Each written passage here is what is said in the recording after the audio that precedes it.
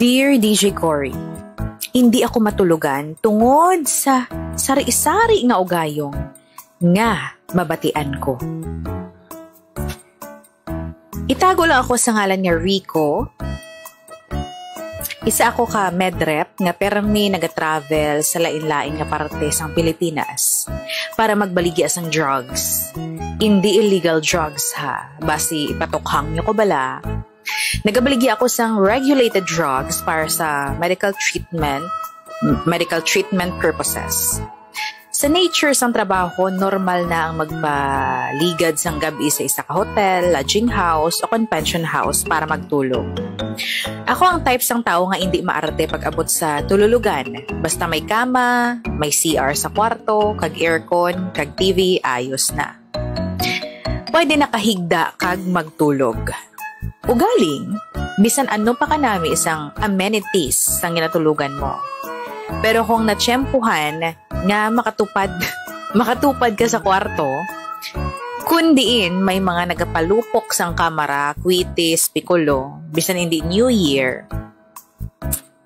Nagapalupok pag-abot sang tungang gabi. Baw, sigurado nga hindi gid manami ang tulog mo. So, ari na. Isa kagabi. Nakastay ako sa isa ka barateya or barat bala nga pension house nga masami ginakatuan sa mga gusto magpautwas. You know, mga mahilig sa short time. No offense ha sa mga staff kag management ng pension house. Tungod very accommodating man sa ila. Nagbayad ako para sa isa ka single room. Gintagaan ako sang yabi. Nagsulod ako sa kwarto, ginplastar ang ako ng mga gamit, nag-shower para presko, nag-ilis, naghigda, kag nagpiyong. Tapos ng mga seremonyas. Abi ko okay na. Abi ko mangin mahamuok ng tulog ko after a long, tiring day. Sang pila ka minuto, daw kaangay lang nga nagtalang ako sa tunga sa isa ka forest tungod nabatian sang duha ko kadulunggan nga daw may isa ka baboy talunon nga huni-huni.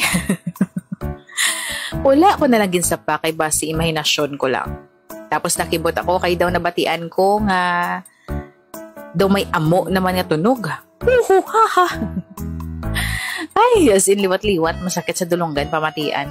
Niyo di fong-fong. Ano naman, jungle book? Gani gintilawan ko liwat nga magpiyong o kung ipiyong ang mga mata ko para makatulog. Pero wala na ako makaagwanta sa mabatian ko ang tunog sang daw isa ka kuring nga nagaupas sa kaparehas niya nga kuring.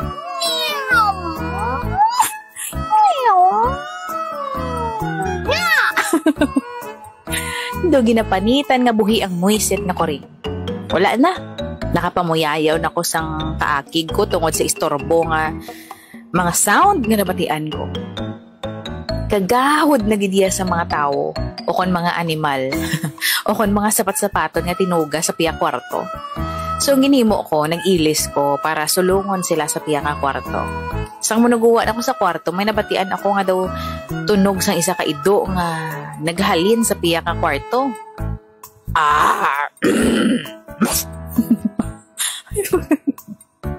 So nagsinggit ako, hoy! Kagahod sinyo, bation ka mo sa kwarto ko. Tapos nagwa ako kagintok-tok ang puwertahan sa piya nga kwarto. Buksin nyo, istorbo na mo. Pero wala nila ako ginbuksan. Naglinong ang sapat nga magahod. Pero wala ako nag-back out. Nanuktok ako nga nanuktok. Bukse! Hambal ko, wala kang nauya. May mga tupad ka mga kwarto de. Katunog sa ugayong nyo. Batio no? Asa sa piya nga barangay. Abi magpatulog man ka mo sang tawo. Ay, pagkaligas ng pinakasigundo, ginbuksan ang puwertahan, kundi naghalin ang mga matunog na ugayong sa isa ka bata nga lalaki. Ginatubang niya ko kag naghambal sang, Sir, sorry wala kami may ginahimo nga malain, sir. Nag-recording na kami para sa science presentation naman. Sorry, good sir. Baw, hinahali ako nakabatsyag sang kaluoy sa bata. Kay daw nahuya kag nakulbaan siya. Ay, pero nasermonan ko man gihapon recording, Nga dirigid.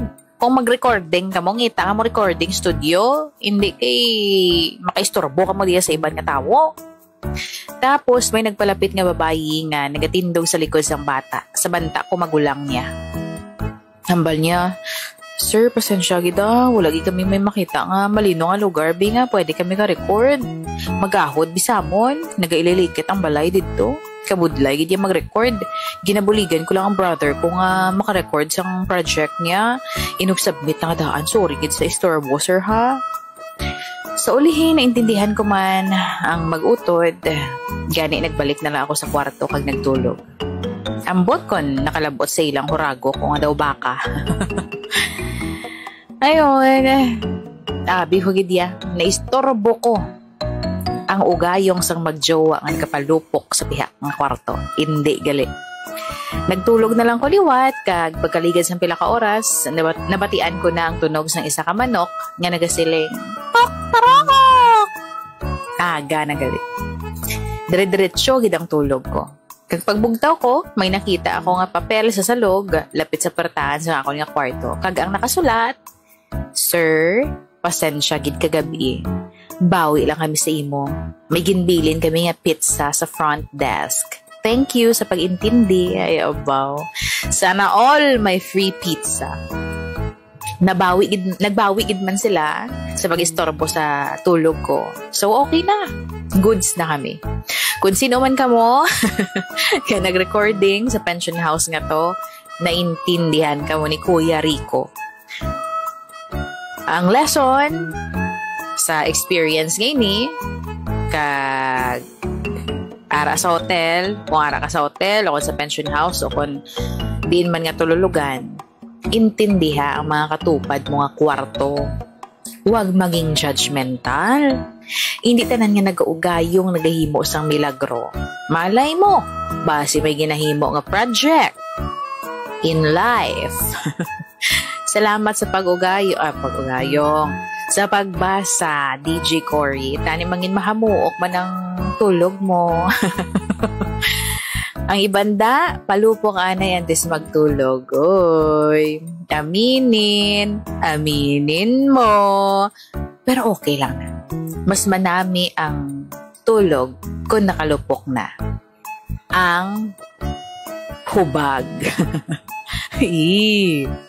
Sa liwat ako si Rico. Madamang salamat, DJ Cory.